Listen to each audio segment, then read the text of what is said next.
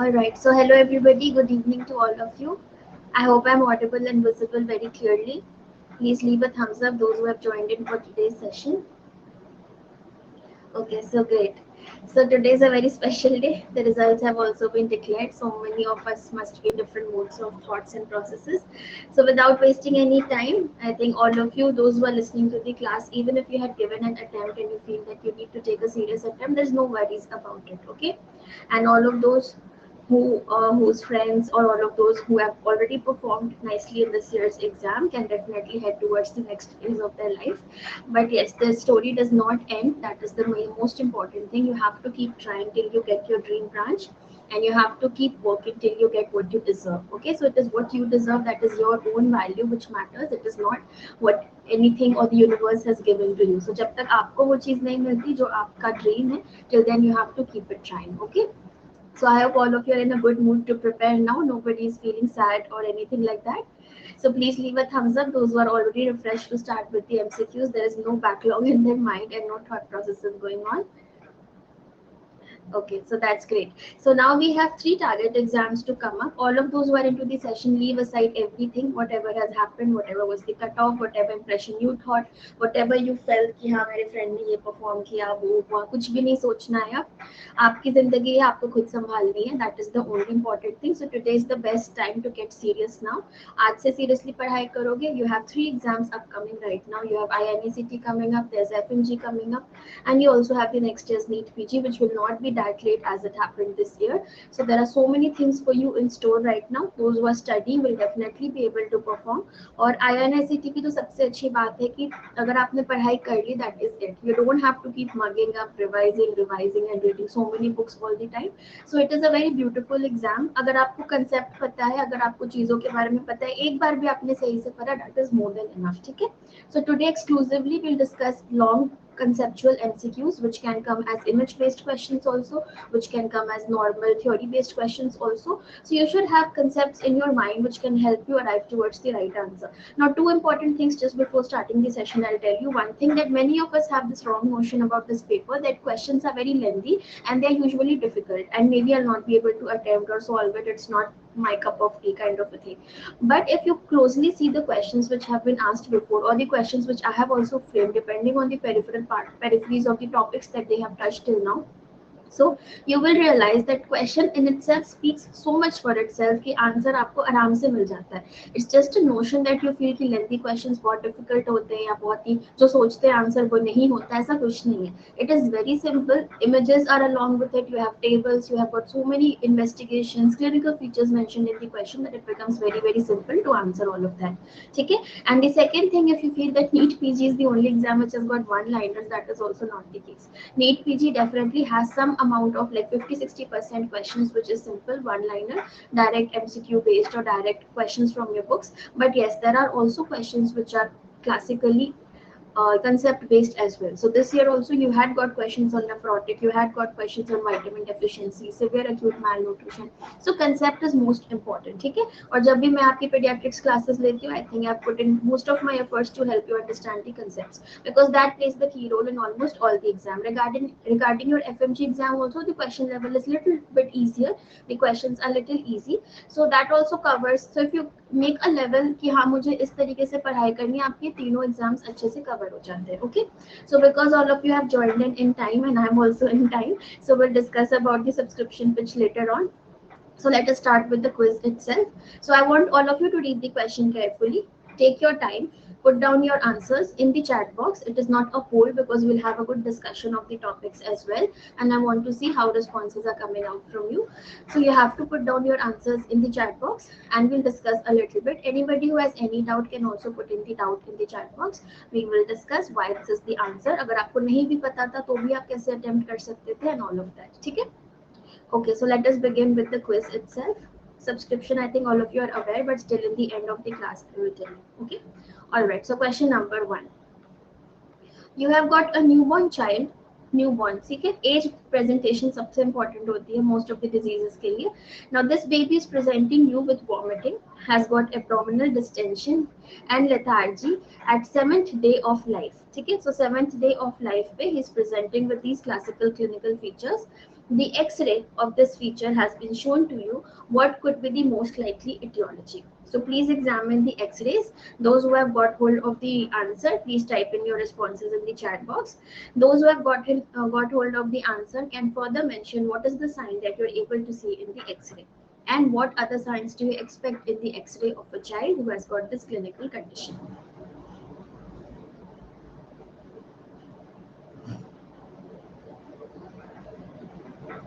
All of those who are listening to the class, please type in your responses.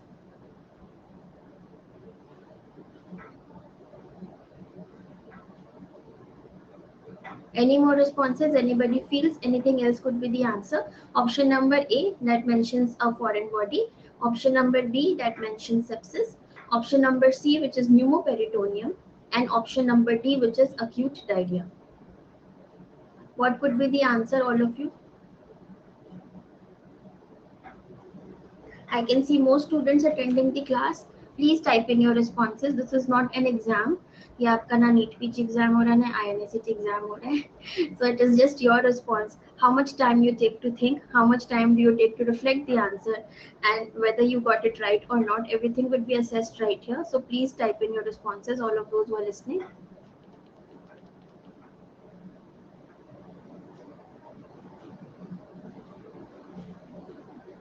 Any more responses? Okay, so if we see that over here, it has been given very nicely in the question that we have got this classical clinical presentation of a newborn. So this newborn has got a very classical presentation. So 7th day of life is a very crucial time at which a lot of infections and a lot of manifestations can occur in a patient. So the child presents to you with vomiting, abdominal distension and lethargy. This is the most important thing. This mentions that the child is going into impending shock. Impending shock as in there is going to be sudden fall in the vitals of the baby. So lethargy matlab there is some feature of impending shock which could also occur because of dehydration. It can also occur because of metabolic acidosis. So both the things can happen if the child is having a condition known as pneumoperitoneum. Okay. So pneumoperitoneum is the right answer over here. If you closely see the X-ray of this baby, can you see the gross distension that is present? The gross distension of the abdomen in itself is going to tell you that it is a case of pneumoperitoneum. Can you appreciate the dilated bowel loops which is present? And if you closely examine this X-ray, you can see that outer and inner borders, both of these loops are clearly visible, like this one. Outer and inner borders, agar dono aapko dikh rahe hote hain, that is a very classical sign which we find in pneumoperitoneum. It is a gross distension of the abdomen, and this could happen in a condition known as necrotizing enterocolitis, which is very, very common in premature babies. Okay? Neonatology is a very important part of your revision. So please don't skip neonatology in pediatrics. It is a part of pediatrics and a very important topic.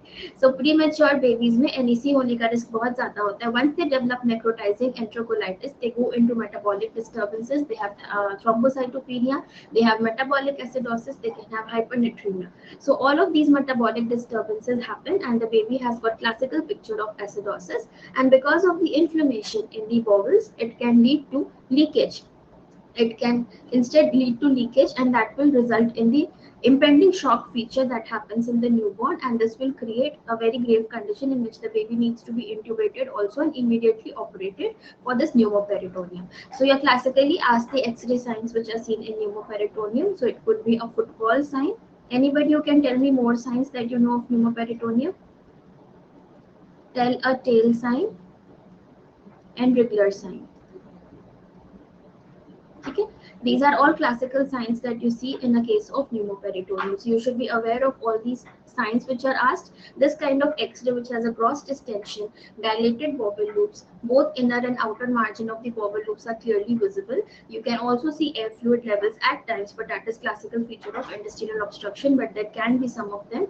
If you see this gross kind of a picture, then it is definitely pneumoperitoneum. Clinically आपको हमेशा abdominal distension दिया होगा question में, vomiting दी होगी, lack of passing of stools दिया होगा, and lethargy and poor response towards your medications. That means it is a surgical condition which requires opening up of the abdomen, and because of this you need to definitely treat the baby in the OD. Necrotizing enterocolitis has got three types of stage, that is stage 1, 2, and 3. In stage 1, generally it is a medically manageable condition where you see there is dilatation of the bowel loops, but there is no sign of impending perforation.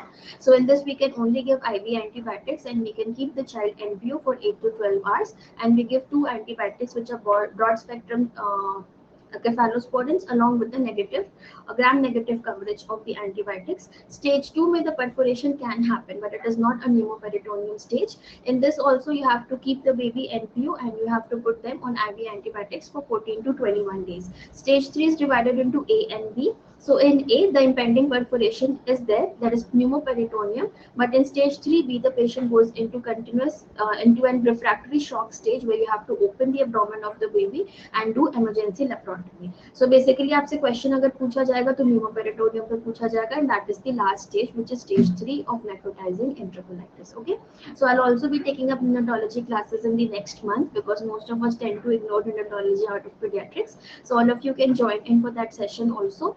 And those who want to study in continuity, like all the topics from me, so you can take the plus subscription where I've already started the respiratory classes, and now I'm going to start the central nervous system part in the plus hours. Okay, so if you want to study like one unit in continuity, you have to definitely be a subscriber, but if you just want to listen to some of the free sessions, you can join YouTube classes also and the special classes where we keep discussing the random topics. Okay, all right, question number 2, very interesting question, highly conceptual question.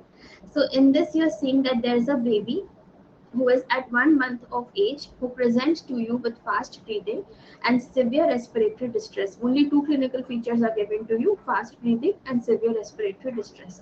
The baby was treated as a case of pneumonia and multiple IV antibiotics were given to the baby but did not show any improvement. The X-ray is shown over here. What could be the most likely clinical feature in this particular case? Take your time, think about the question, see the X-ray carefully.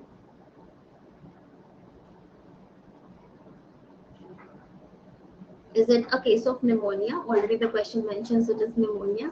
Is it foreign body? Is it congenital lobar emphysema? Is it respiratory distress syndrome?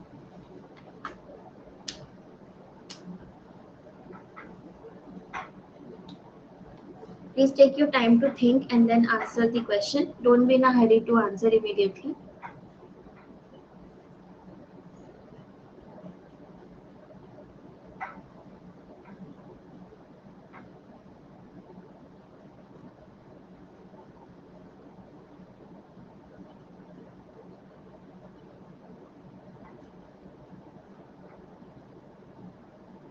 Any more responses, anybody else?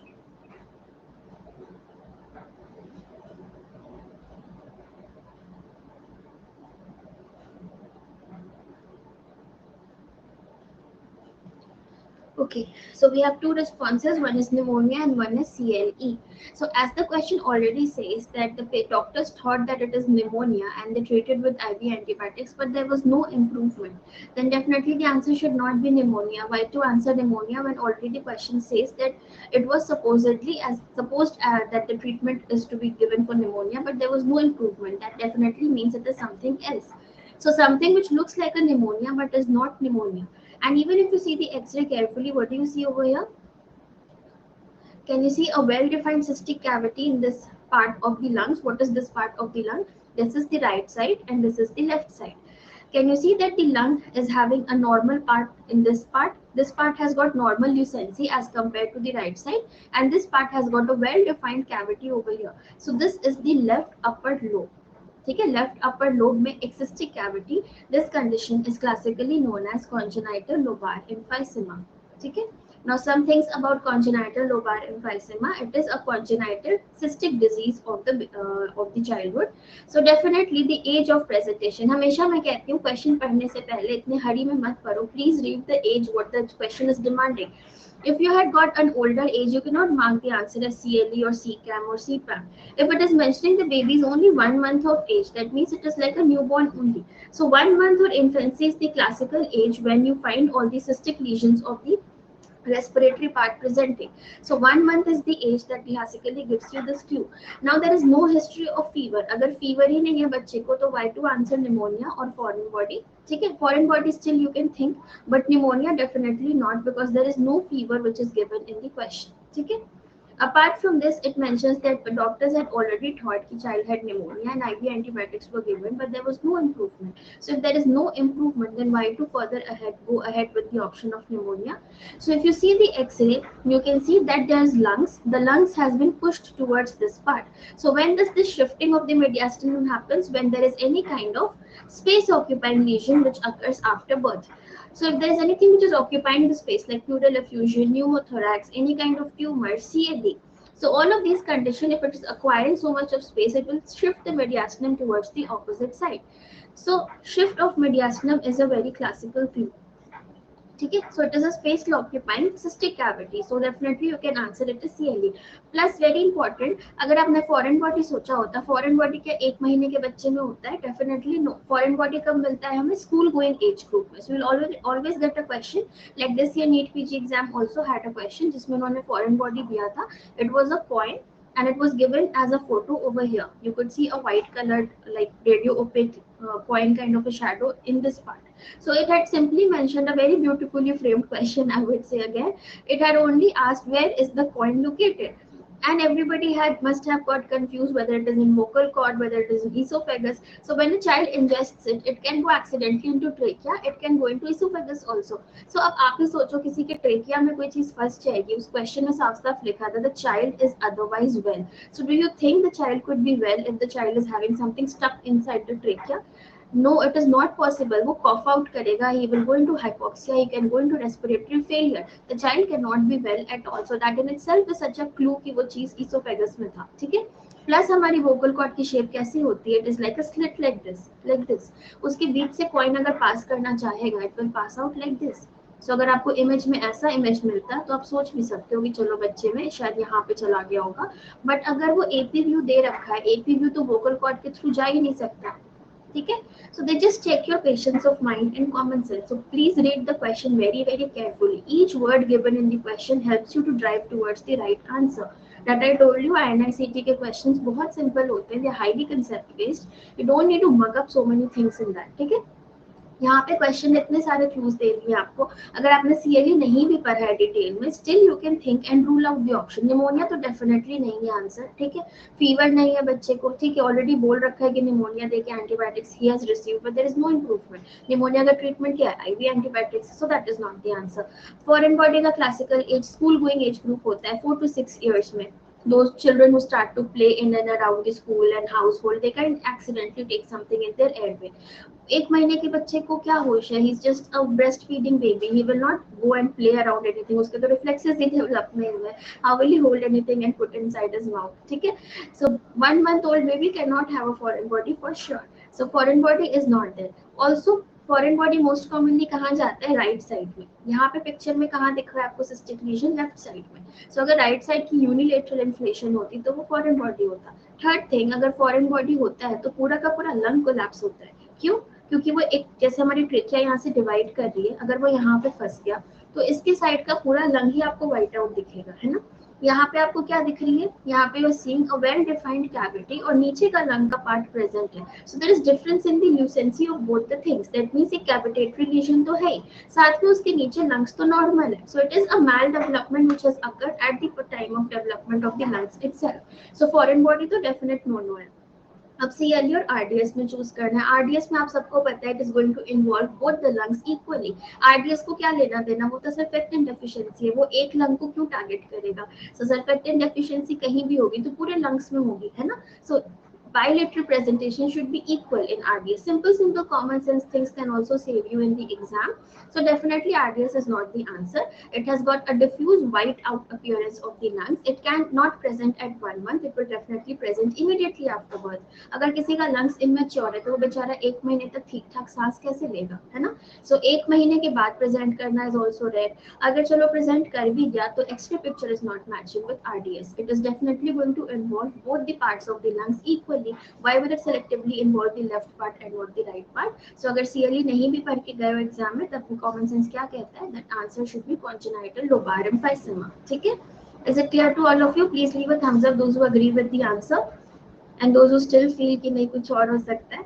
So common sense use करना बहुत important होता है exam hall में. So please be aware of the questions which are asked in your INICT exam. They are highly concept based. Okay. All right. Next question.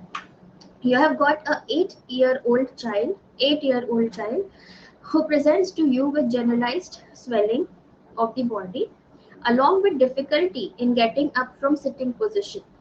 There is rash over the face, the eyelids, the extensor surfaces and chest. The child also complains of pain over the thighs. Once you investigate the child, you see that the hemoglobin is 11 gram deciliter, TLC is 9300, platelets are 5 lakhs, which looks like to be okay normal, ESR is 40, SGOT is 780, LDH is 1200, CPK is 1500, which is raised, SGPT is also 400, that is raised. The clinical picture is given to you. This is the image of the hand. This is the image of the face which is given.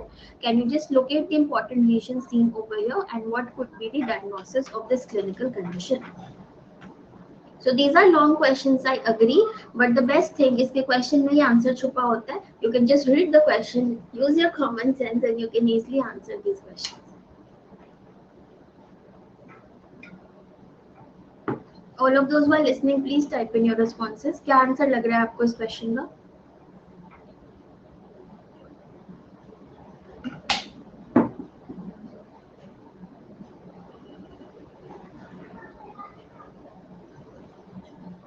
Any more responses, anybody? Inflammatory markers are being raised in this child. Hemogram is normal. You have got this classical image of the hand and the face. What do you think could be the clinical condition?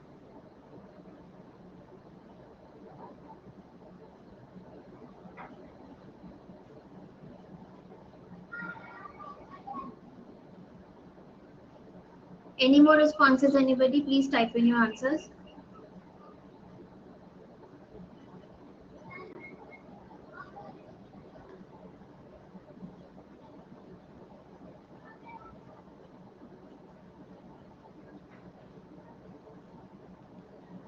Okay.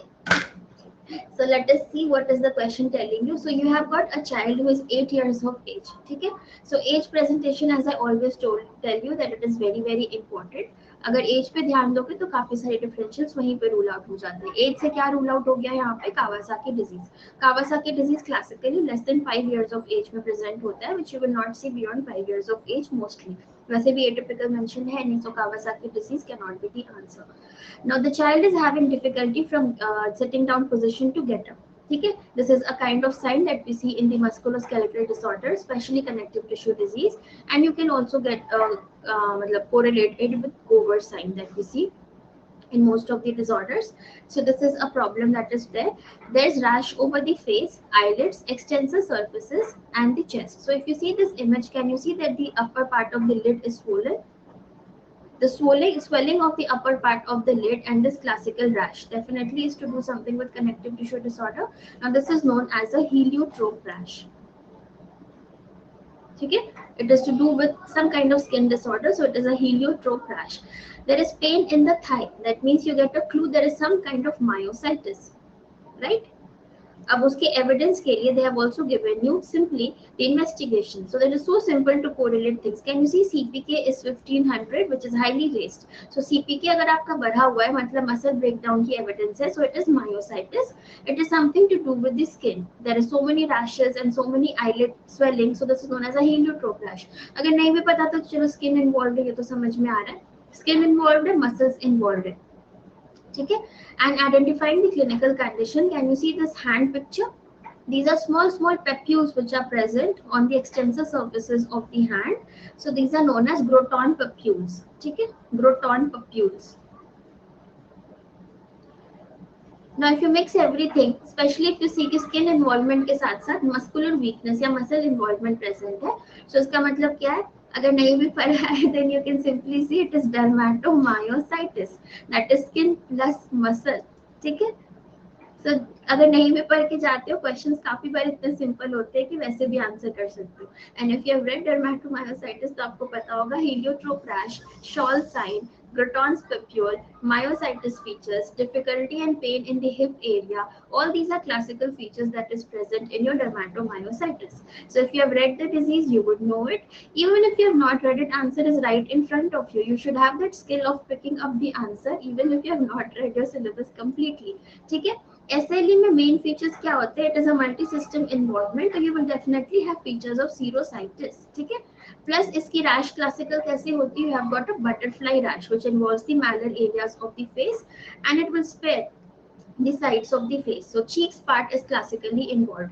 यहाँ पे rash all over the face mentioned, especially eyelids mentioned किया हुआ है. So it is something different. So SLE will not be the answer. There is no evidence of any pleural effusion, pericardial effusion, ascites. There is no incidence of any organ failure which is mentioned. So SLE is a kind of end stage disease जो almost सारे organs को affect करता है. You have got features of serositis, you have got features of organ failure, which is not given. Sarcoidosis, we all know it involves the lymph node enlargement part. So there is no feature given in respiratory difficulty. There is no evidence of calcification which is given. So basic चीजें भी अगर पता है हर disease के बारे में बहुत detail नहीं भी पता है, then also you can mark these answers right. ठीक है. So क्वेश्चन अच्छे से पढ़ना, सारे ऑप्शंस ठीक से पढ़ना, इतना भी कर लोगे, थोड़ा सा दिमाग लगाओगे तो भी आंसर सही निकल में आ जाता है. ओके. सो कावासाकी एज से रूल आउट हो गया. एसएलई और सार्कोइड आपके क्वेश्चन से रूल आउट हो गया कि ऐसा कोई क्लिनिकल फीचर है ही नहीं. अगर नहीं भी पढ़ा था तो भी डर्मेटोमायोसाइटिस मार्क कर सकते हो. थोड़ा सा दिमाग लगाया होता है कि मायोसाइटिस तो है इसमें 1500 तो डर्मेटोमायोसाइटिस वैसे भी मार्क कर सकते हो. ठीक है. Is it clear to all of you those who are listening to the class? Please leave a thumbs up if you are understanding the classes. Okay, fine. Next question. Very classical questions have been put so that all your theory gets revised randomly and you see कि अब क्या-क्या पढ़ना रह गया आपके लिए. So there is 1-year-old child who presents to you with coarse facial features and short stature. On examination, the child has got macrocephaly, a protruded out tongue. You do a 2D echo of the child and you find there is dilated cardiomyopathy. Neuroimaging of this child is showing you a J-shaped cella. The X-ray of the hand has been shown over here. What is the most likely diagnosis in this clinical case? So what do you see in the X-ray and what is the clinical presentation? Please correlate everything and tell me the right answer.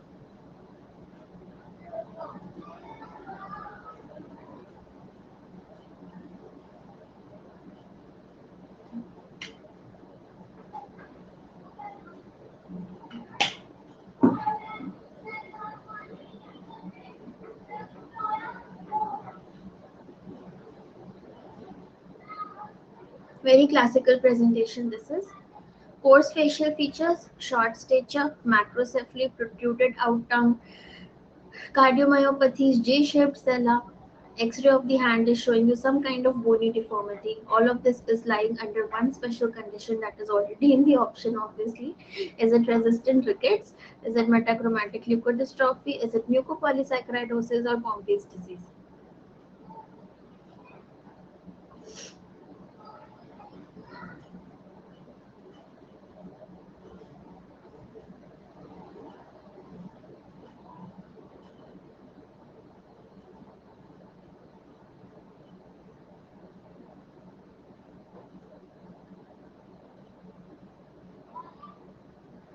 Those who are listening, please try to guess the answer at least.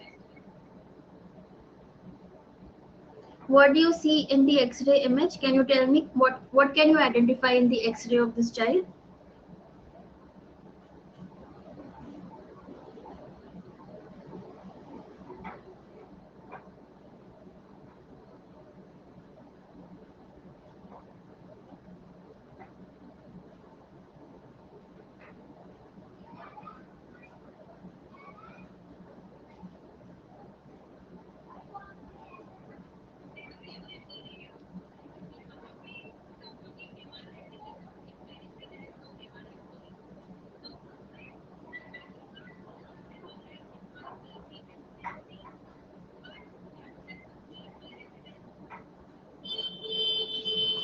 Any guesses, anybody?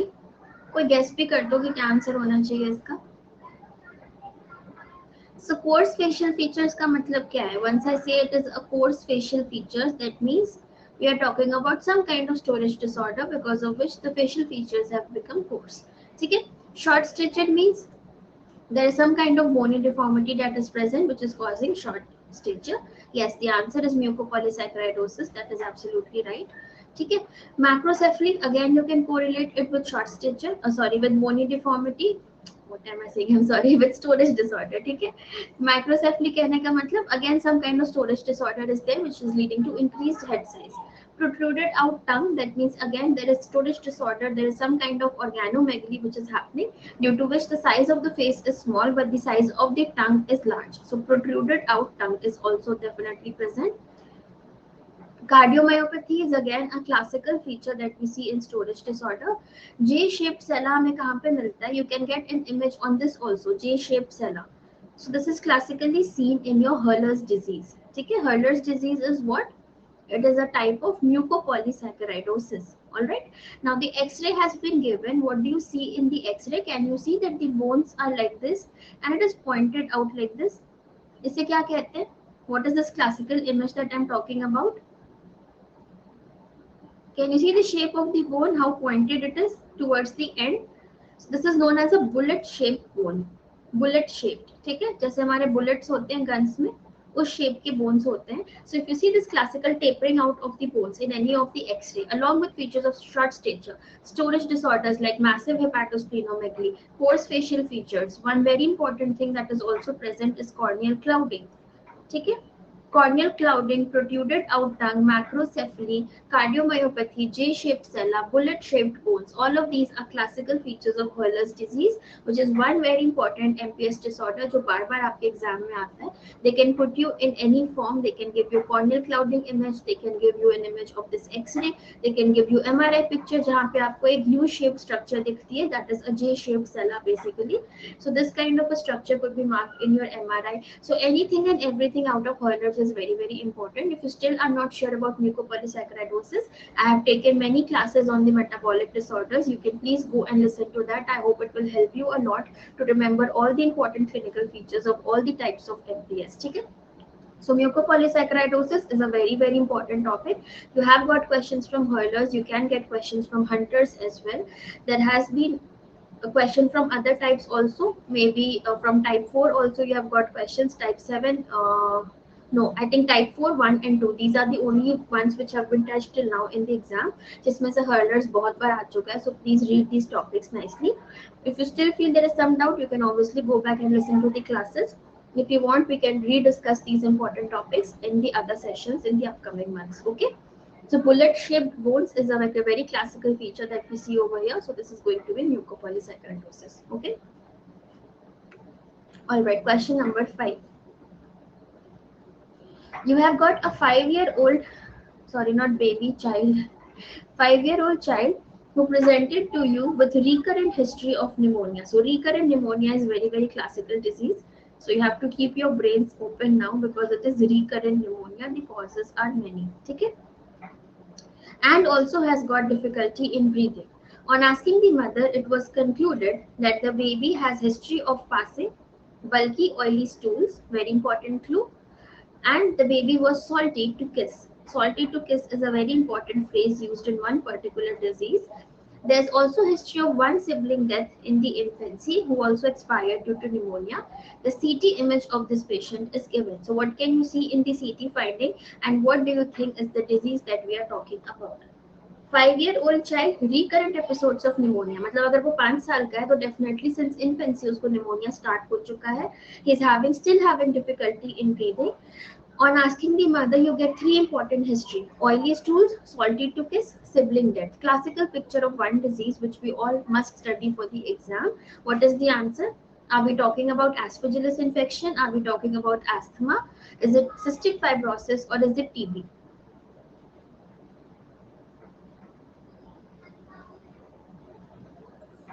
What is the answer over here? All of those who are listening to the class, please put in your answers so that you can see your thinking process. It is no exam that you're giving right now. थोड़ा सोचना शुरू करो, answer type करना शुरू करो. I have not put the poll for that reason only, that you should not see कि हाँ चलो कितने ने क्या आंसर किया. Just type in your responses in the chat box. It's going to be a discussion definitely. And I think I'm covering the questions also very slowly so that you understand how to answer in the exam.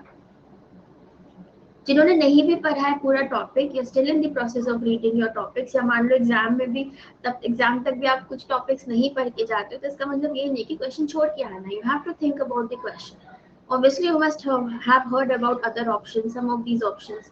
So, what could be the answer? All of you, please type in those who are listening.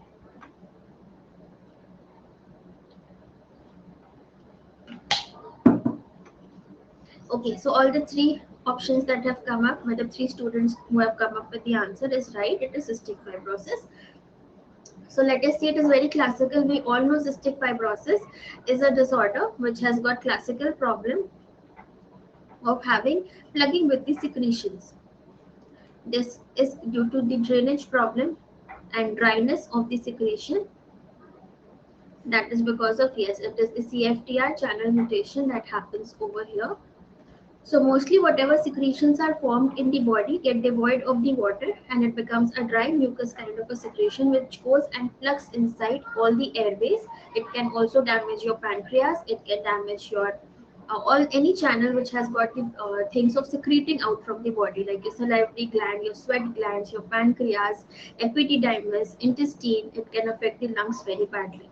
So salty tooth kiss is basically जो salt रहता है हमारा sodium chloride channel के defect की वजह से, there is defect in this channel because of which the salt, that is the sodium and chloride part, is not exchanged properly in terms of other positive ions which is present inside the channel. So इसकी वजह से ये बाहर रह जाते हैं, and when mixed, not mixed too much with water, it forms a layer on the child, on the skin of the child. So in summer seasons, these patients classically have a feature of dehydration and fainting episodes. Okay. This is because they are classically dehydrated and there is too much of salt extraction from the body, and that creates a salty layer on the body, because of which if the mother kisses the baby, she finds that the baby is very, very salty to kiss. So salty to kiss means the baby is going to die soon. This was the phrase that was used for cystic fibrosis when this disease was discovered. So salty to kiss means the baby will die soon. That is because it is a disease with CFTR mutation, which is definitely going to damage multiple organs of the child as the age progresses. So passing of oily bulky stools is the classical history that you get.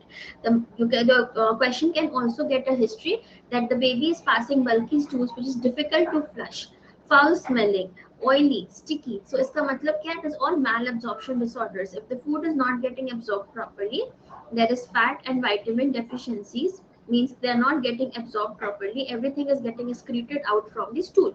So stool में bulky stool होना, oily stool होना is one classical thing definitely आपके question में होगा. इसके अलावा recurrent pneumonia. So recurrent pneumonia क्यों हो रहा है patient को? Because of this problem that is happening. So respiratory में the airways get plugged with these secretions. Once they get plugged with this secretion, उसके beyond की जो generations है, they get consolidations.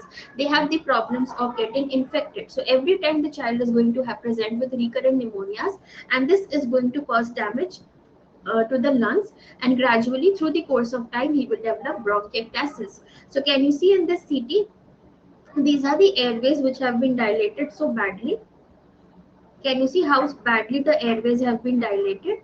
So basically you get a very well defined this kind of a cross section of the airways and your arteries both. So two important signs that you should see in the CT of a patient of cystic fibrosis. You can get this kind of a vivid picture because this kind of CT is very easy to read. They have classically given you the pulmonary window, and they have given you the areas where the dilated parts of the airways are very classically seen. So this permanent dilatation and destruction of the airway that happens. Normally हमें cut section में ऐसा दिखना चाहिए. यहाँ पे आपको elongated और बहुत ही ज़्यादा dilated दिख रहा है. ठीक है? So this is known as bronchiectasis. Now in bronchiectasis, this is the cylindrical type of bronchiectasis that is present. ठीक है? If it is elongated and long, it is cylindrical. If you leave this condition untreated, इसके बाद जो damage होता है airway में, then you can get a saccular type of bronchiectasis, जिसमें you get very huge balloon-like structures. ठीक है? It is dilated like this. इसके बाद भी अगर treat नहीं करोगे, it will get completely destroyed and it will get converted into a complete grape-shaped structure, जिसको हम clustered bronchiectasis कहते हैं या viscous bronchiectasis कहते हैं. So it will form a complete grape like structure like this. ठीक है. So initial stages में जब dilatation start होती है यही image मिलेगी आपको most likely if you get it. So this is the dilated airway which you see. Now another important sign which can be given, maybe they don't give you the image, they will say that on the CT scan you find a signet ring appearance. So signet ring appearance क्या होता है? If they mention this word signet ring appearance, इसका मतलब होता है जो हमारे blood vessels की कट सेक्शन है, जो हमारे ब्लड वेसल्स होते हैं उसके साथ हमारे एयरवेज भी होते हैं. ठीक है. सो बेसिकली जो ब्लड वेसल और एयरवे होता है नॉर्मल लंग्स में, the airway cut section is lesser as compare to the blood vessel. But इसमें क्या होती है, क्योंकि एयरवे की डायलेटेशन होती है in bronchiectasis, so if you see your airway cut section is like this and you have a dilated I'm very sorry, the blood vessel cut section is like this and you have a dilated airway just above it. So जैसे ring होता है जिसमें जैसे ring के ऊपर एक छोटा सा वो लगा होता है stone, so it is like this and this kind of picture if you get, this is a signet ring appearance. This happens because airway जो है आपका वो डायलेट होके बड़ा हो गया और जो उसके ऊपर की ब्लड वेसल की कट सेक्शन है वो उतनी ही है. ठीक है. So dilatation of the airway this produces a signet ring appearance which is a classical finding that we see in cystic fibrosis, that too in bronchiectasis picture. So chest X ray में आपको honeycomb ring दिखती है, in your CT scan you see signet ring appearance जो उसी picture का cut section है. इसके अलावा you can get the image like this which is cylindrical bronchiectasis and history में you will get recurrent pneumonia, salty to kiss child, bulky stools, sibling death. So many of the cases go undiagnosed in our country because we don't have facilities enough to diagnose the sweat chloride test, and many of us don't even think so far कि cystic fibrosis हो सकता है. We definitely treat pneumonia and discharge the patient many times. So because of this reason, what happens? The sibling can even expire. So if you don't put the child on recommended therapy, so the child can expire very easily because there are so many diseases that happen in cystic fibrosis. There is recurrent diarrhea, there can be pancreatitis, there can be jaundice, there can be intestinal obstruction, so bronchiectasis, everything can lead to the complication and the child can expire. So you will definitely get history of sibling death as well. So classically it is cystic fibrosis. TB तो हो ही नहीं सकता, TB में recurrent pneumonia तो होता नहीं है. 5 year के बच्चे में salted to case passing bulky stool or sibling death TB से हो सकती है because it is infected, but the CT picture is not classical of TB. You will get a cavitatory lesion if they are talking about TB. Asthma cannot be diagnosed before 5 years of age. It has got nothing to do with recurrent pneumonia. Asthma की history में you will find history of wheezing, recurrent nebulization, not recurrent pneumonias. Okay, and aspergillosis also occurs as a superadded infection in cystic fibrosis, asthma or immunodeficiency disorders. But then you will find fungal balls. You will find ball-like, just soft, fluffy opacities in your CT picture, which can shift with the change of the position. So that is also not the answer over here. Okay? So the answer is cystic fibrosis. Is it clear to all of you? Those who are listening to the class, सबको समझ में आ गया? Nasal potential difference is not done now. It is not recommended anymore. We only do a sweat chloride test. Sweat chloride test में भी अगर value आपकी 60 से ऊपर आई है तो हम पॉजिटिव कंसिडर करते हैं. 40 से 60 के बीच में आई है तो हम रिपीट करते हैं. 40 से नीचे है then it is negative. Nasal potential difference was done in foreign countries. It is no more practiced. Even in India, we don't do nasal potential difference. Okay. All right. Next question. Some easy questions are also there. So there's a 3-year-old male child who is admitted to you with difficulty in breathing and bluish discoloration of the lips and the oral cavity. On examination, the patient is having grade 2 clubbing, central cyanosis, and ejection systolic murmur on auscultation. The patient's SpO2 is 76% on pulse oximetry. The patient has been given oxygen support and the X-ray was done. The X-ray image is given over here. So what is this X-ray that you see? And what is the answer of this question? All of those who are listening to the class, please type in your answers. Don't sit back and just listen. आपको क्या लग रहा है x ray देख के, clinical history सुन के क्या हो सकता है ये? Is it a case of VSD having cyanosis? Is it truncus arteriosus having cyanosis? Is it TGA with cyanosis? Or is it TOF with cyanosis? What could be the answer? What is the X-ray that you are seeing? And what is the right answer out of these four?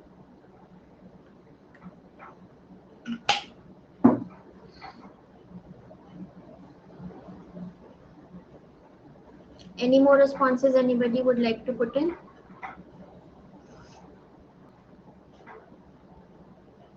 Yes, so the right answer is top. So you can classically see the X-ray and the clinical history. There's no doubt about it. You can see this is a boot-shaped heart. Okay.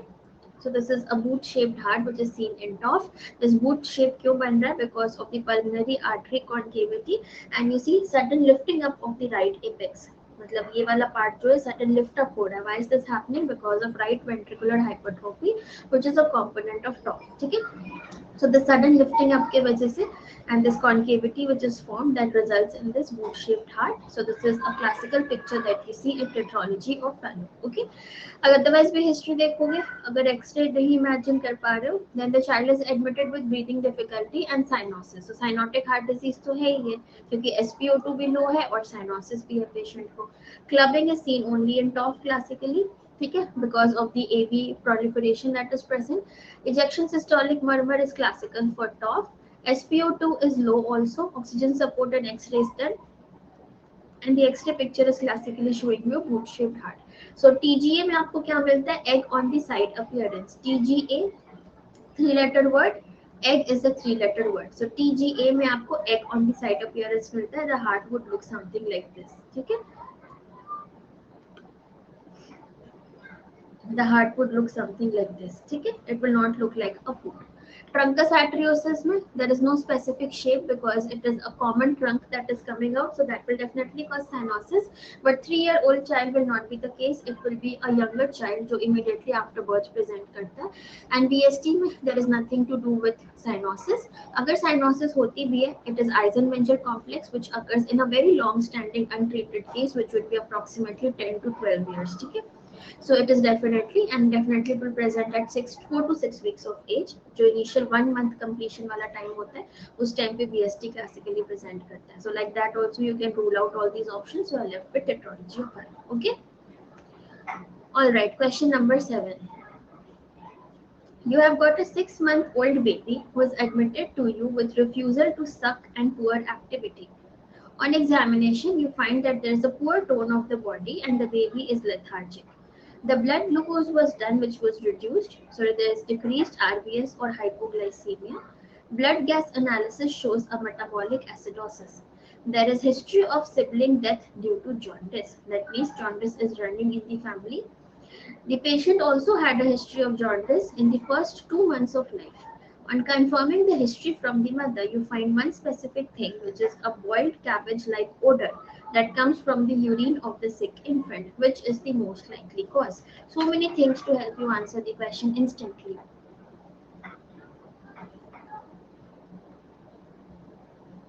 What is the answer over here? Acute liver failure, jaundice, boiled cabbage-like urine, hypoglycemia, poor tone of the body, sibling death, refusal to suck, metabolic acidosis. What should be the answer? Very simple, acute liver failure and metabolic acidosis. ये दोनों combination कहाँ पे मिलता है हमें? और अगर कुछ भी नहीं पढ़ा, नेल्सन की चार्ट भी पढ़ ले about IEM disorder showing you classical features of the smell. Where do you find a boiled cabbage-like odor? Yes, the right answer is option number D, that is tyrosinemia. Okay. So tyrosinemia type 1 is a very classical disorder. जहाँ भी आपको acute liver failure का feature मिल रहा है, please take a whole second to think about 3 important disorders. ठीक है? So इसमें basically आपका tyrosinemia type 1, acute liver failure in a newborn. ठीक है? You have to think about tyrosinemia. You have to think about fructose intolerance. And you have to think about galactosemia. These 3 are classical metabolic disorders जिसमें आपको jaundice की history पूछते हैं और jaundice की history के साथ साथ acute liver failure की presentation with metabolic acidosis, ये सारी history होती है. Galactosemia में E. coli के ऊपर भी question आता है. Most common cause of sepsis is E. coli. You will have a history of cataract in this. Fructose intolerance में you will classically have history of vomiting and lethargy after feeding the baby. ठीक है? Tyrosinemia में you will have boiled cabbage-like odor and presence of jaundice. ठीक है? So tyrosinemia is classically going to give you these three clues. So words which are related to these things are very very important to know. So your tyrosinemia one is the classical is the right answer over here. Phenylketonuria में आपको musty odor मिलता है. That is a musty odor which is present because of excretion of phenylalanine in the urine. Isovaleric acidemia में you get a sweet odor or a sweat feet odor which we call classically. Multiple carboxylase deficiency में भी you get tomcat is also the word that is used for it. Multiple carboxylase में भी आपको sweaty feet odor मिलता है. There are many terms which are used for this, so you can follow all of those. But जो classical presentation है tyrosinemia में, that is void cabbage urine that you see. So this is the answer. Okay. There are various types of tyrosinemia. आपके हिसाब से I think type 1 पढ़ना most important है because that is what presents clinically. Type 2 only has got oculocutaneous disorder and type 3 is very very rare जिसमें अलग-अलग type की deficiencies होती है enzyme carriers की which can present with your disorders of jaundice also. It can present with vision abnormalities also. So tyrosinemia type 1 is the one which classically presents with liver failure that you have to be very sure of. Okay. Biotin is also there. Biotin biopterin deficiency दोनों बहुत important है. But type 1 अगर पढ़ना है तो type 1 अच्छे से पढ़ना because that is asked in your exams. Right. Okay, next question. So we have got a 3-month-old baby who was admitted to you with fast breathing and fever for 1 day. The baby was on exclusive breastfeeding. ठीक है, exclusively breast fade बच्चे को fever और fast breathing हो गया which is very rare. At admission, the baby had 1 episode of fever and refusal to feed. The respiratory rate was 66 per minute. X-ray was done and the picture is given to you, which is the most common cause of this clinical condition that is shown. So what is the clinical condition over here and which organism can lead to this clinical condition?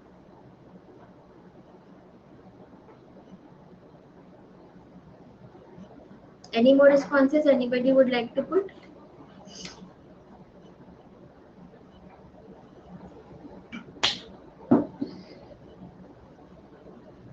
What is the right answer over here? So this is a very classical picture that you get in your exams. Okay, so can you see this chest X-ray? Can you see any abnormality in this X-ray? It is too stretched out for a newborn baby. Okay, and can you see it is looking very black? So basically this is hyperinflation that it is showing. Hyperinflation, which is a classical finding that we see in viral illnesses. So if you count the number of rib spaces, okay, the first, second, third, fourth, fifth, sixth, seventh, eighth. So anteriorly, if you can reach up to 8 spaces on the X-ray, it is hyperinflation. Okay? So if you see this kind of X-ray which is very stretched out, which is not normal shaped, जैसे normal एक बच्चे का होता है, सो उससे ज्यादा अगर आपको दिख रहा है एज पर दी एज, प्लस ये ब्लैक ब्लैक अपीयरेंस दिख रही है, प्लस अगर आपके पास टाइम एग्जाम में आपने बाकी क्वेश्चन जल्दी आंसर कर लिया, you can count the number of rib spaces. अगर एंटीरियरली 8 से ज्यादा या 8 तक भी टच कर रहा है then definitely it is a hyperinflated lung. वैसे भी एक लुक में अगर ये एक्सरे देखोगे तो you can identify it as bronchiolitis. So bronchiolitis का most common cause क्या होता है? Respiratory syncytial virus. और ये वायरस ऐसा है जो अमीरों के बच्चों को अफेक्ट करता है. So it affects the rich baby. Rich baby कहने का मतलब ये किसी को भी हो सकता है. That means even exclusive breastfed children who are not expose to sepsis, मतलब जो बहुत लो सोशियो इकोनॉमिक स्टेटस के बच्चे नहीं होते, नॉर्मल बच्चे होते हैं तो बहुत हाइजीनिक तरीके से रहते हैं और बहुत ही बड़े घरों में होते हैं, तो उनको भी रेस्पिरेटरी सिंसेशियल वायरस हो सकता है. So bronchiolitis is the disease of rich baby ऐसे कहते हैं हम. So RSV is the most common cause that happens in bronchiolitis. So इसका ट्रीटमेंट क्या है? Can anybody tell me the treatment of respiratory syncytial virus or bronchiolitis? What do we do? Ribavirin is not the treatment now. Ribavirin is only given to children if required who's already complicated with some underlying cardiac disease. ठीक है, जिसको already कोई underline cardiac disease है, कोई immunodeficiency है, सिर्फ उसी में देते हैं. That is not the treatment. The classical treatment that we give now is HHFNC. So you only have to give warm humidified nasal cannula, high flow oxygen. ठीक है, so high flow oxygen is the only treatment that we use for this bronchiolitis case. So this is very important to understand. Don't mark your answer with IV antibiotics. There is no role of antibiotics in bronchiolitis. ADR nebulization is considered in bronchiolitis, but if you have HHFNC in the option, please go blindly for HHFNC. If you read the recent articles, if you have time to read it, so it is HHFNC, which has now been approved as the whole soul treatment for bronchiolitis. Okay, it is a self-resolving condition. अपने आप ही virus when it will resolve away, the lungs will get normal. The respiratory distress is also because of this problem of hyperinflation. Okay, so treatment is high nasal flow or oxygen given by humidified method through the nasal cannula. So that is a high flow oxygen given by the nasal cannula. All right. Okay, question number 9. This is a simple question. A 3-year-old male child comes to you in pediatric emergency having fever for 2 days. He has received antibiotics, but there was no improvement in fever. On examination, you see conjunctivitis, ileitis, erythematous rashes all over the body. You do investigation for which all the fever workup like entering dengue, malaria, everything came out to be negative. The patient also has got sterile pyuria. That means no organism is present, but urine infection is present. On examination of the cavity, you see this kind of the image. What is the treatment of choice for this particular disease? So what is the disease that you are seeing over here? And what is the treatment of choice? What is the right answer over here? Is it to give steroid? Is it to give IVIG? Do you have to do a blood transfusion, or do you need to give penicillin to the baby?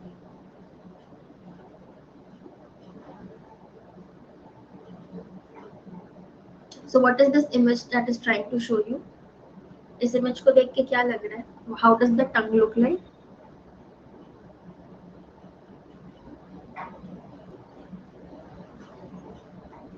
How does the tongue look like?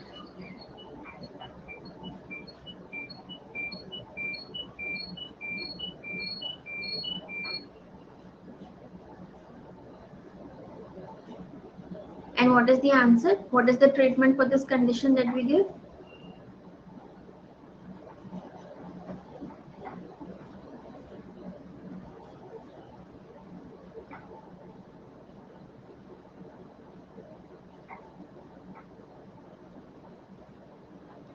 Okay. So classical presentation that happens in less than 5 years of age. So age भी आपको 3 years दिया हुआ है. Fever की history, although 2 days are given, you need to have a history of at least 5 to 8 days, but that is fine. 2 days history of fever, but there is no improvement in fever with antibiotics. ठीक है, मतलब fever जिसको antibiotics से improvement मिले, so definitely you have to suspect some other kind of disorder. On examination, there is classical features of conjunctivitis. ठीक है, you have ileitis, that is peeling of the angle of the skin. You have classical erythematous rashes. This is the classical thing known as a strawberry tongue. So strawberry tongue कहने का मतलब है it looks like a strawberry because it has this kind of proliferation of the papillae that is present. This is a strawberry tongue. This is a very classical sign of the viral illness that is present. So in this, the patient has got aseptic meningitis and sterile pyuria. So infection can be present, but you have got sterile pyuria and aseptic meningitis. On oral cavity examination, you have got, yes, it is 5 days I mentioned. Classically, it is 5 days, but the disease can be progressing also. वो diagnostic criteria, but clinically, if you get this picture, then you have to think about the answer also. Oral cavity में आपको strawberry tongue मिल रहा है. So these are all classical features that you find in Kawasaki disease. ठीक है?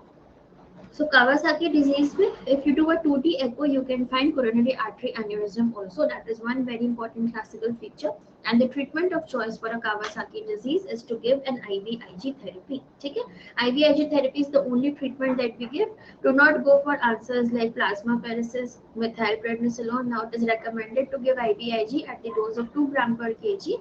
That is the only treatment that we have for Kawasaki disease. Now it is also postulated that if you give IVIG, and the patient might not have so much of severe effects of coronary artery aneurysm. So it is a life-saving therapy also. So that is the only treatment that you have to mark in your exams. ठीक है?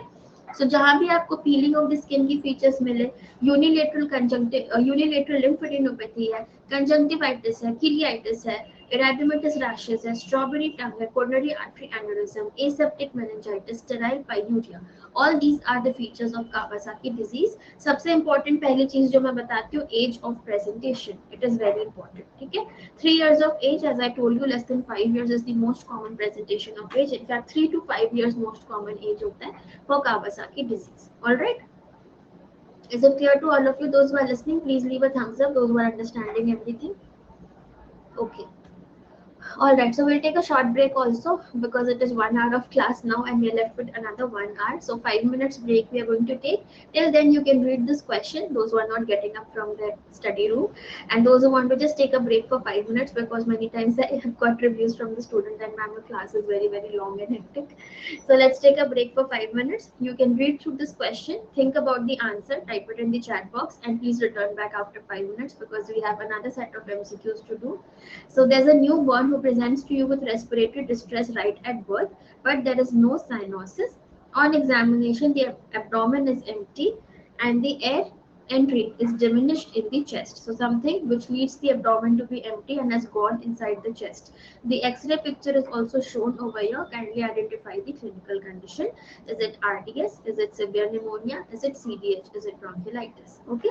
Please type in your responses, all those who are listening. You can also get a little refreshment for 5 minutes and then we'll reach back exactly after 5 minutes and discuss as many as 10 to 15 MCQs that we can do, and rest we'll plan for the next session. Okay.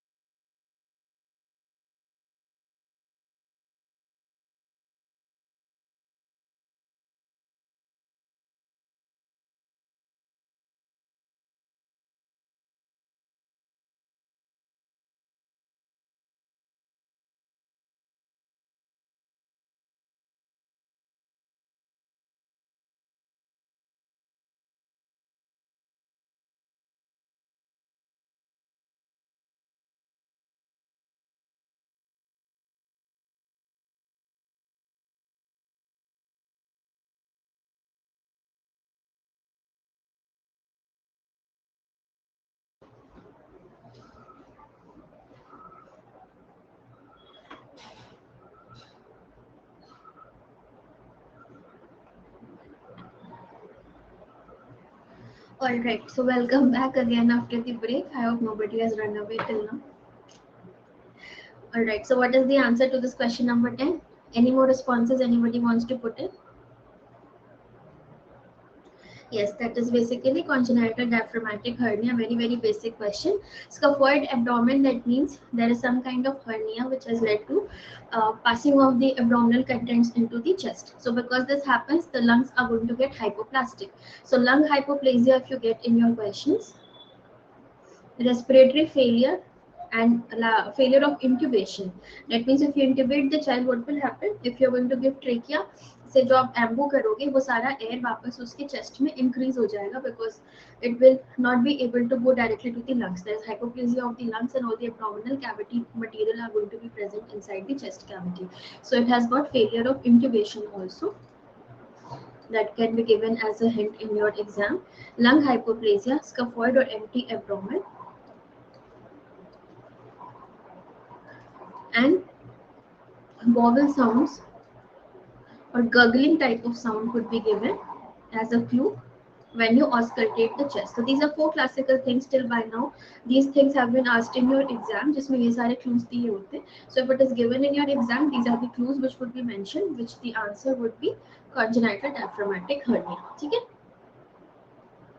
Okay, question number 11. There's a 13-year-old girl who presents to you with swelling of the right knee. She is able to walk, but she limps, and her temperature is approximately 100.4. The right knee is swollen and slightly warm to touch.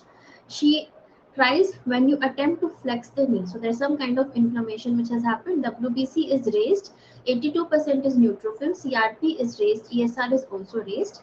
She is taken to the operating room as a case of suspected septic arthritis. What is the most likely organism? You see, the length of the question is so big, but ultimate aim of the question is so easy. What is the most common organism for the septic arthritis that happens in children?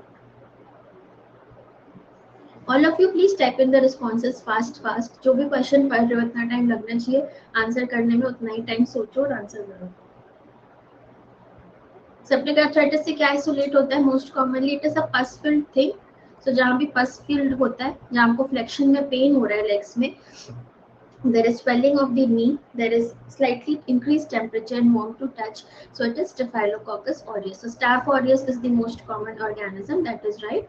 जो भी pus filled cavity होती है, जहाँ भी cellulitis mentioned है, जहाँ भी septic arthritis mentioned है, synovitis instead, so all these conditions will definitely have Staphylococcus aureus. Even empyema, so जहाँ भी pus filled lesions है, वहाँ पे Staph aureus is the most important and the most common cause that causes inflammatory changes. So increased temperature, difficulty in movement, decreased range of movement, increased TLCs, increased ESR, CRP, all these point towards the pus-filled cavity, and the most common organism is Staph aureus. Okay, question number 12. You have an infant who was born at 34 weeks of gestation. Now the infant is 38 weeks corrected gestational age and has continued to struggle with feeding. He is rather large for the gestation age. So you have a LGA baby. As per his gestation age he is LGA and continues to require a very high rate of glucose infusion.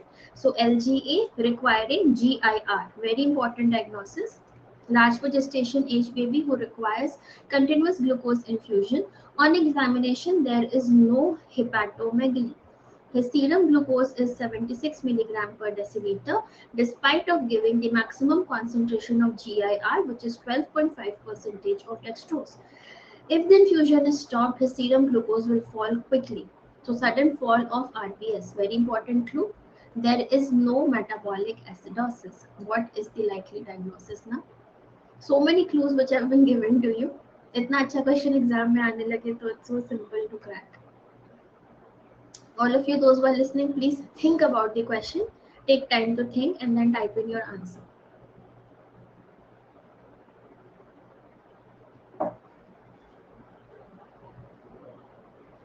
Thirty 34 weeks gestation baby LGA है. LGA का complication भी हो सकता है ना.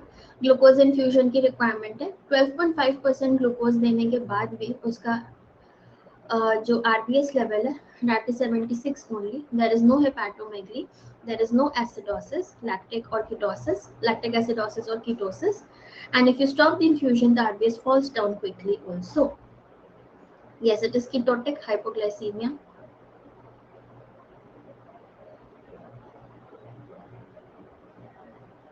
No, that is not the answer. I'm sorry. Ketotic hypoglycemia is not the answer, but this is the thing that is happening inside the body, or what is the cause behind it.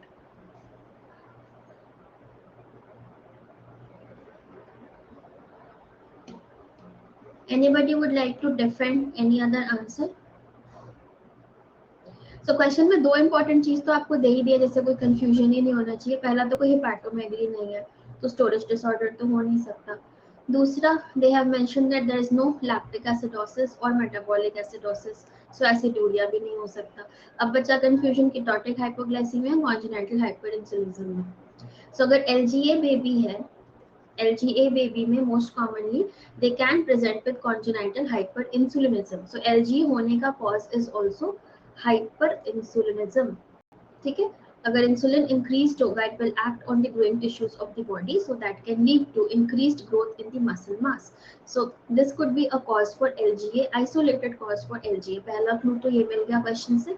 दूसरा, infusion rate बंद करते ही उसका तुरंत RBS fall हो जाता है. So that basically means there is some kind of mechanism which is rapidly causing decrease in the RBS. So ऐसा क्या होता है हमारी बॉडी में? It is insulin, right? Now there is no acidosis, so there is nothing like aciduria or any kind of inborn errors of metabolism. There is no organomegaly जिसमें liver के enzymes का role हो. So glycogen storage disorder तो हो नहीं सकता. So these two are वैसे ही out. And if you see the question LGA baby, classically it has been mentioned that it is LGA and maximum requirement of glucose. अगर ketotic hypoglycemia होता भी answer, so इसमें glucose requirement इतनी ज़्यादा नहीं होती है. They can maintain the RBS levels even at 5% of dextrose, which may be required intermittently also. So ketotic hypoglycemia is also not the answer. So classically it's a condition known as congenital hyperinsulinism in those babies जिसमें कोई pancreatic tumor होता है, any kind of tumor which can release a lot of insulin in the baby. So these are basically the neoplastomas which can release a lot of insulin. Some kind of genetic defect जिसकी वजह से insulin ज़्यादा बन सकता है. So it is transient also. It could lead to diabetes later on in the life. So we also have something known as a neonatal hyperinsulinism. This is basically seen as a congenital form in which the insulin is increased in the body, because of which they have a reactive increase in all the parts of the body. So these babies are large for gestation age and they constantly require glucose infusion because this insulin cause of increase is not known. So we cannot like immediately improve it or surgically correct it. So they will continuously require glucose infusion and they stay stable if you give a very high rate of glucose infusion to these babies. So the answer over here is without any doubt congenital hyperinsulinism. Okay, is it clear to all of you? Those who are listening, are you understanding? Please leave a thumbs up. जिन्हें सब कुछ समझ में आ रहा है. Okay. So these are some kind of concept questions that keep coming in the exam. Some are difficult, some are easy, some are very, very easy. So it's a mixture of questions that you get in your exams, but you should not be afraid of the length of the question. Many times they give you so many hints that it's very, very easy to answer. Okay. Alright, next very long question. So let us read it. There's a female neonate who is evaluated at 5 days of age. What is the problem with the baby? There is poor feeding and there is alteration in the level of consciousness. The mother's pregnancy was normal and the infant was also delivered at 39 weeks of gestation age with Apgar score of being 9 and 9 at 1 and 5 units respectively. There is no problem in the postnatal period. Now the neonate had other two healthy siblings also. Examination shows a normal sized and a non-dysmorphic neonate who has got a poor tone, a poor capillary refill time. There is no organomegaly and cardiac involvement. So what do you think should be the most important step in the evaluation of this neonate and what could be the management for this condition? What could you suspect in a baby who is just having poor feeding, little bit of altered consciousness, although the Apgar score was normal, so there is no hypoxic injury, they mean to say. The baby is having a normal size, non-dysmorphic neonate who has got poor tone, poor feeding, prolonged capillary refill time, but there is no hepatosplenomegaly or cardiac derangement.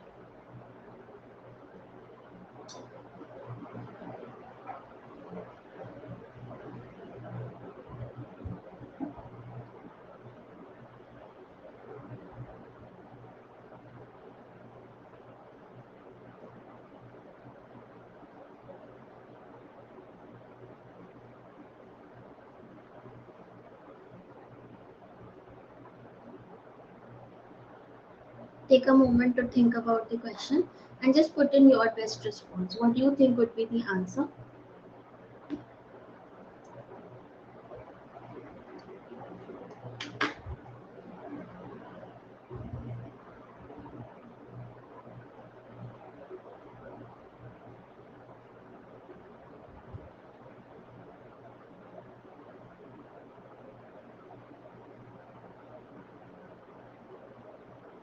Any more responses anybody would like to put in? Yes, the answer is indeed right.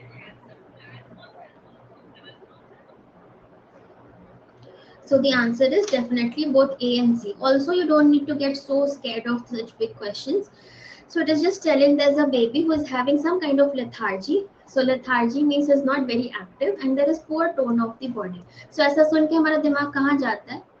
That it is either an acute condition, definitely like neonatal sepsis, or if the baby does not have any kind of septic onset, there could be some kind of inborn errors of metabolism that is present. ठीक है, यही दो most important differentials होते हैं जब भी हमें poor tone of the body, hypoglycemia, altered sensorium, lethargic baby मिलता है. These are the most two important things that we think of. ठीक है. Now, if the child is it is said that there is no problem in the immediate postnatal period, your sepsis goes out, because had there been no sepsis, so what would have happened? There's some kind of inborn errors of metabolism. Now IEM में दो चीज बहुत important है, with acidosis, without acidosis. So पहले इसमें question में क्या mentioned है? That the baby is not having any kind of problems with the cardiac involvement or organomegaly. So organomegaly नहीं है तो storage वाले तो सारे rule out हो गए आपके, है ना? So storage से तो कुछ लेना देना नहीं है.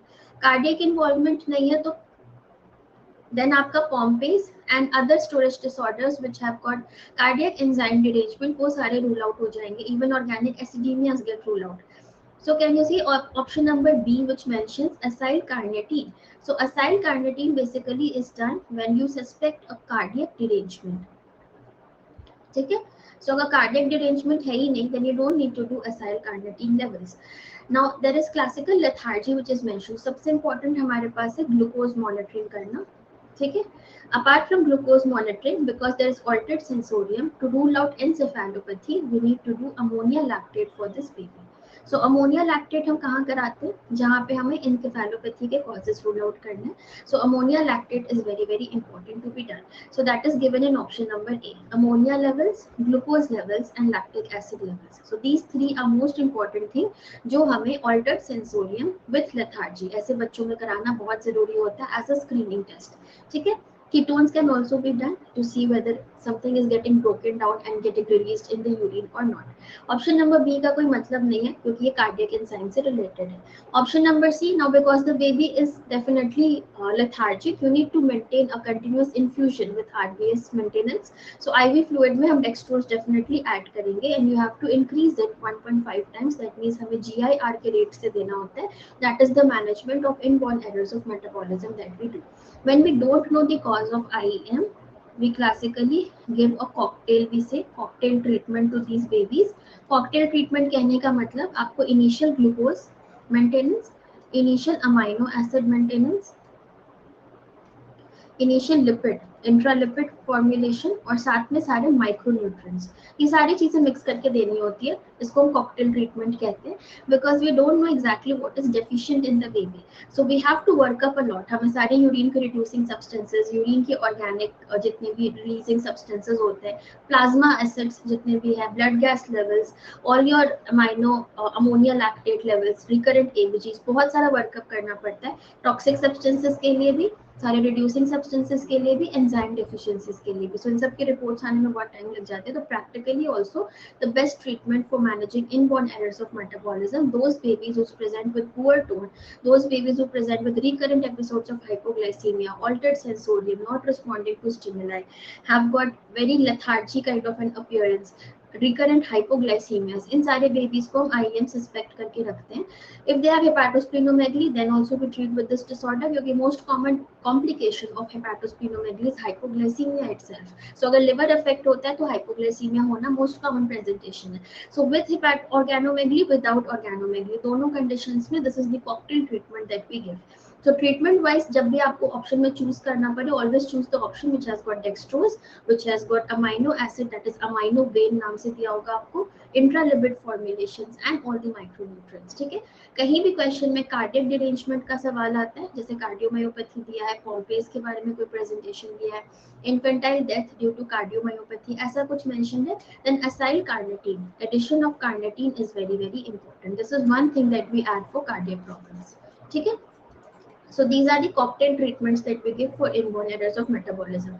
IEM has become suddenly a very very high yielding and a very hot topic in your exam. So metabolic disorder पहले बहुत ही कम आते थे एग्जाम्स में, शायद नहीं आते थे, but now repeatedly you are getting many questions on these classical presentations क्योंकि every disease is very unique. We have glycogen storage, we have lysosomal storage, we have amino acid problems, we also have many other disorders which have very beautiful classical features. So because it is that kind of a different rare entity, that is why it is coming up in your exam. So please do not miss on metabolic disorders. If you still have not read it and you feel it is very difficult to understand, it is difficult to understand. I myself took a lot of time to understand and memorize it. So you can listen to my lectures on metabolic disorders also on the YouTube channel and also on the special classes. Maybe it is going to help you a lot because I have cut short everything into a story for each disorder, so that will help you to remember the classical features of each of these diseases. Okay, it is very commonly asked in the exam, so all of those who are still not clear on this topic, please read it adequately. Okay, is this question clear to all of you? Please leave a thumbs up those who have understood this question. Okay, so let us move ahead now.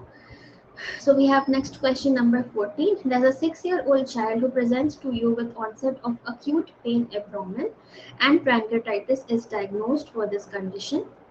This is the second presentation of pancreatitis, means it is a recurrent pancreatitis. So आपका सारा differential कहाँ जाना चाहिए? Recurrent pancreatitis की तरफ. His parents report that he is otherwise healthy and has not taken any medication. On examination, you only see that he has got a hepatosplenomegaly and xanthomas on his elbow, the picture of which is given to you, and also on the Achilles tendon. So what is the most important investigation that you would like to do? What is the condition where you get xanthomas, and what is the investigation that you do for detecting that clinical condition?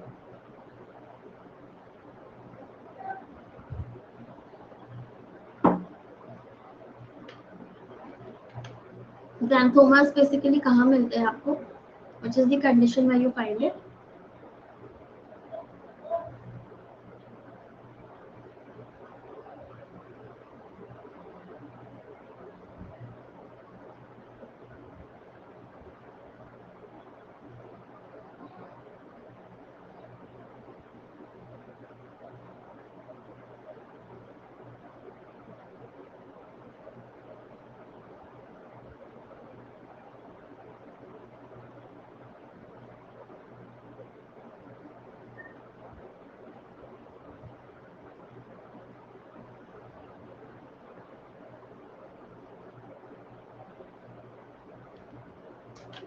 Okay, so this is also a very simple question. So xanthomas is a classical presentation of a condition that is hypercholesterolemia.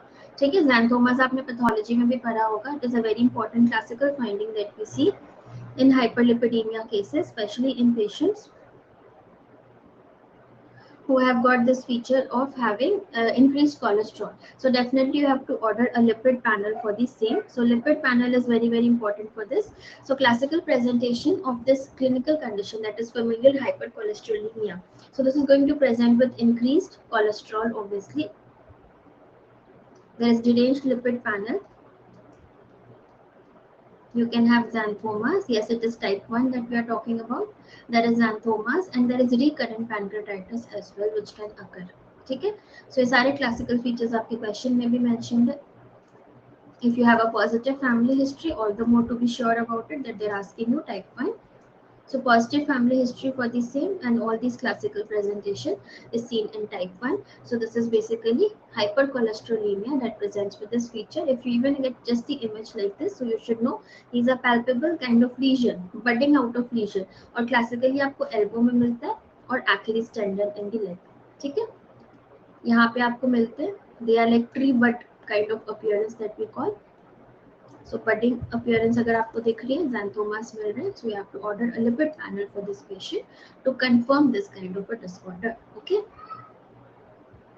Yes, it is the lipase deficiency that is present in this disease. Okay. Okay, next question number 15. So are you guys enjoying the quiz? Anybody is getting scared, not feeling good, thinking it too much हो गया आज तो. So those who are enjoying the quiz, please leave a thumbs up so that I also get motivated कि चलो you are enjoying the quiz. Okay.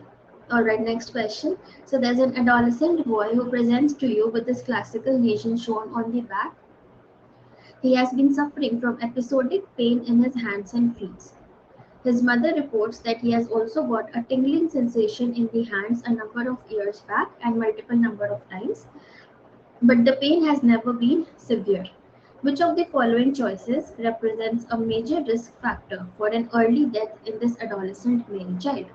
So, adolescent male, recurrent episodes of digital pain, this classical skin lesion, red fleshy lesions all over the body, okay? A number of tingling sensation pains in the hands. So, tingling sensation is very important, okay?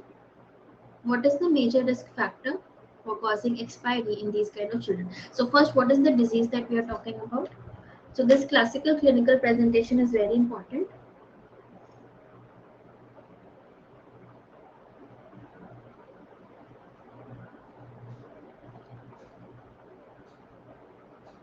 Tingling sensation has been mentioned, but the skin finding is also given in the image.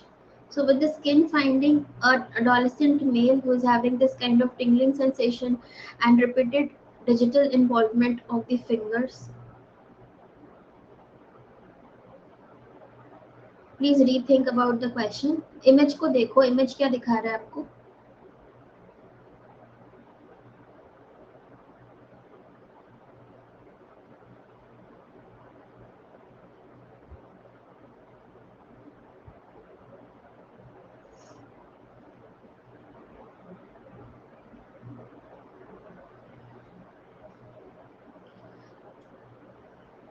Anything that you can get hold of?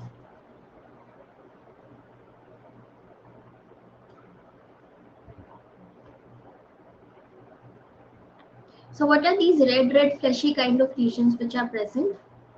If I had given an image of the face for the same, it is usually present on the trunk also.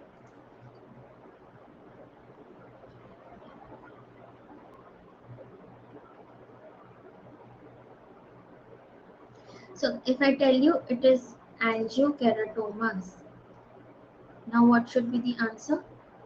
So these are basically the angiokeratomas which are present, causing tingling sensations here and there in the hand. That means digital pain, tingling sensation, angiokeratomas, adolescent male, multiple episodes of this kind of sensation. If I say he has got neuropathic pain also, we are talking about Fabry's disease. Okay?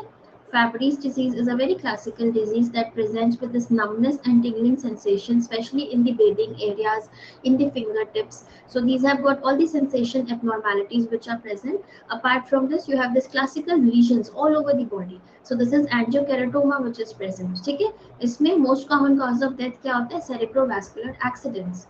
Cerebrovascular diseases is the most common cause of early death that occurs in Fabry's disease. Okay, so this is going to be the answer over here.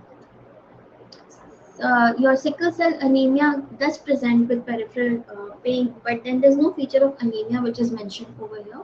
So adolescent boy, maybe because of the image, you should be sure it is Fabry's disease. You don't find these kind of lesions in SCA.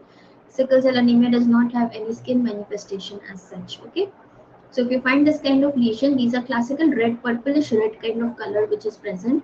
They are angiokeratomas which are present on the face, also on the trunk. You get tingling, numbing sensation in the bedding areas of the body. There is peripheral neuropathy. That means there is going to be absence of sensation intermittently in the hands and feet. And the most common cause of death in the adolescent age group, only the death happens. That is why it is adolescent boy. So it is cerebrovascular disease. Okay. So Fabry's disease also comes under this important topic in your CNS, neurocutaneous part also. So all of you should be sure. I've already taken a class where we have discussed all of that. So if you keep listening to the classes, in continuity of a particular unit. So you'll get hold of all the important high yielding topics which can be asked in the exam. Fabries has been asked before, it is a very important topic. So all of you should be clear with it. Okay. Alright, next question number 16. You have got a 3-year-old, otherwise healthy girl who develops irritability, headache, and myalgia shortly after waking up one morning. So, sudden onset of headache, irritability, and pain in the whole body. She also has a very high grade fever of 100, not 104 degree Fahrenheit, and becomes lethargic. She has got meningismus and now develops pleuritic lesions on her trunk and extremities with scattered petechiae formation. She has got hypotension, requires fluid resuscitation and vasopressor support. That means severe onset of catecholamine, severe onset of shock. Okay, there is shock onset also. So she is intubated in order to protect the airway. The blood cultures obtained show you is positive, and they are growing with a gram-negative diplococci. So which organism are we talking about, and what is the clinical condition? So these kind of petechial kind of lesions that is present is classical for one disease, that is meningococci, meningococcus, meningococcemia. Okay, so this is a meningitis that we are talking about, and Neisseria meningitis is very classically seen to cause this kind of disorder. If you do a gram stain, you find that it is a gram negative diplococci which is present. So this kind of diplococci appearance is very, very classical. Neisseria meningitis causes adrenal problems. So it will cause adrenal, sudden suppression of the adrenal part that can lead to shock, and shock presentation, immediate worsening of the patients, and also your gram negative diplococci. All of these point towards the answer. It is Neisseria meningitis. Streptococcus pneumonia can cause meningitis, but you will not need to shock very usually. H. influenza does not cause such a severe meningitis. If H. influenza had to be the answer, it could have been mentioned hearing difficulties, any kind of problem with sore throat, fever, and everything.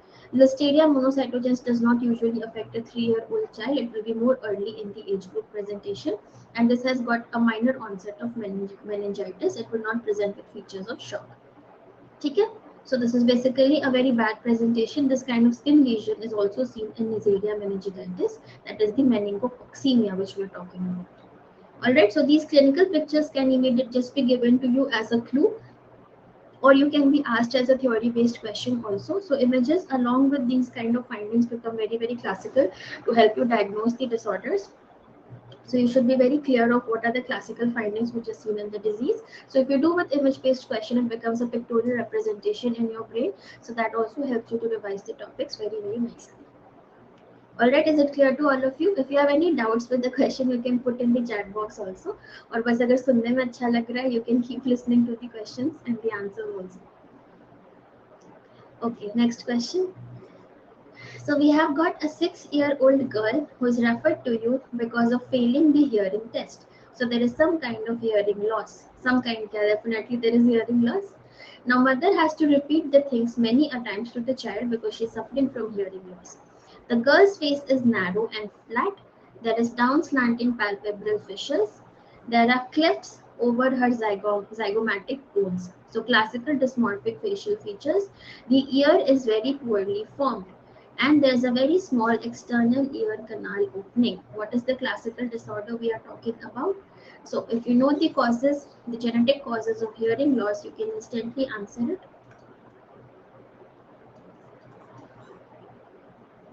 So which is the disorder that we are talking about?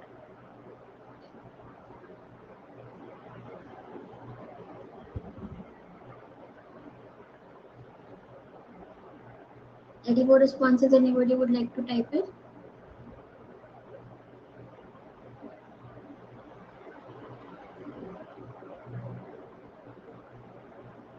Yes, the answer is option number 8, that is Treacher-Collins syndrome.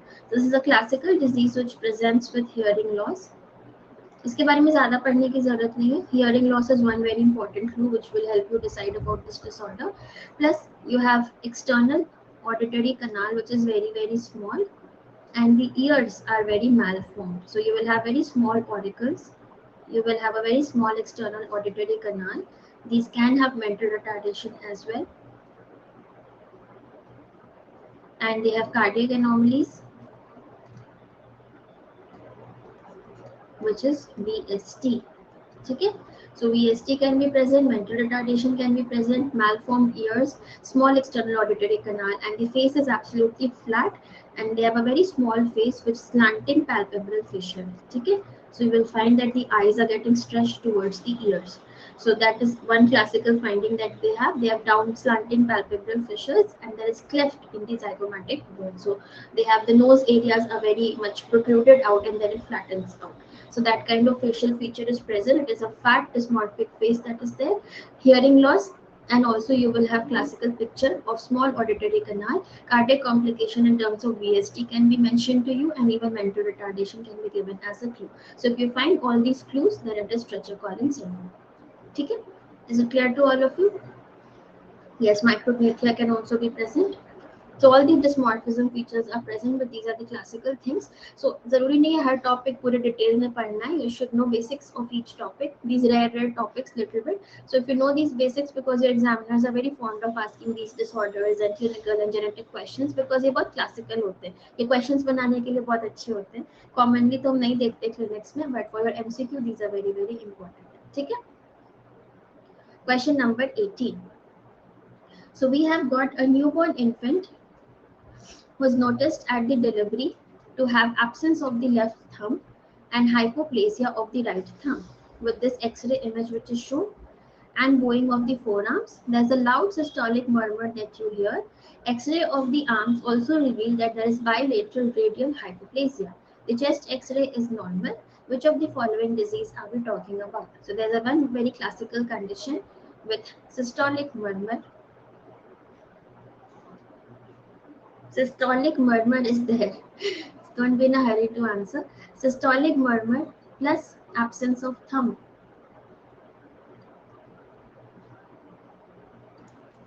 So if we talk about ASD, can you recall something? Atrial septal defect having absence of thumb. Only one syndrome associated with ASD that we keep reading, but we don't see the image usually. So suddenly in an exam, you can get a surprise of Holt-Oram syndrome coming as the image. ठीक है? तो काफी बार बहुत सालों से हम कुछ पढ़ रहे होते हैं, but जब वो image के form में आते हैं, then we get confused. That is also one problem with us. So हमें सबको पता है कि ASD में Holt-Oram syndrome होता है, Holt-Oram syndrome होता है, but Holt-Oram syndrome में होता क्या है? So there is going to be absence of the thumb that is present. So absence of the thumb, hypoplasia of the bone, especially the radial part, that is classical in Holt-Oram syndrome. So this is what you're going to get over here. So the answer to this question becomes Holt-Oram syndrome. इसलिए Fanconi's option A में दिया था, जिन्हें बहुत ADHD जैसे features होते हैं exam में आंसर करने के लिए पढ़ा और तुरंत आंसर कर दिया. So you should be always calm and patient to read the question and then answer. ठीक है? It's a very simple question. Systolic murmur, ASD, along with absence of thumb. So that is Holt-Oram syndrome. Okay. Okay. Question number 19. 16-year-old boy who has got tall stature, flexible joints, pectus excavator. On physical examination has reached Tanner stage 5. So congenital problems nahi hai. Arms and legs are disproportionately long. His mother also had got a tall stature and had passed away due to aortic dissection. Which classical disease are we talking about? Aortic dissection. किसी को ऐसे खींच दो तो उसका aorta dissect हो जाए. That is how I had learned. So this disorder where you make the person very very tall. Yes, it is option number C. That is Marfan syndrome. So Marfan syndrome is classically known with long height, with very long extremities. Okay, long height is long extremities, and the arm span is also longer than your total height. And the most common cause of death could be cardiac complication. There is certain aortic dissection that occurs. Okay, these are all classical things that we see in your Marfan's disease. So this is going to be the right answer over here. All right, is it clear to all of you? Yes. Okay, we'll do one more question for today. So we are managing to finish only 20 questions. There were another set of 10, 15 questions. So because I have another class on the plus hours where I'm teaching respiratory pediatrics. So I have to join that also. So we'll do one more question for today. And this is also a very simple question. So I put simple questions also because many times it comes as images and then we get sudden surprise in the exam. कि कुछ सुना सुना सा लग रहा है, कुछ देखा देखा सा लग रहा है. So you should know the images also of common disorders. So 7-year-old girl presents to you with short stature, unusual facial characteristics. What are the characteristics? There is down slanting eyes, low set ears, and a broad neck. Her father has got similar facial features and short stature. Okay? The child's cognitive development is normal. Cognition is normal. The physical examination shows that she has pectus carinatum and a cardiac murmur. On 2D echo, you find mild pulmonary stenosis. What is the likely disorder that we are talking about?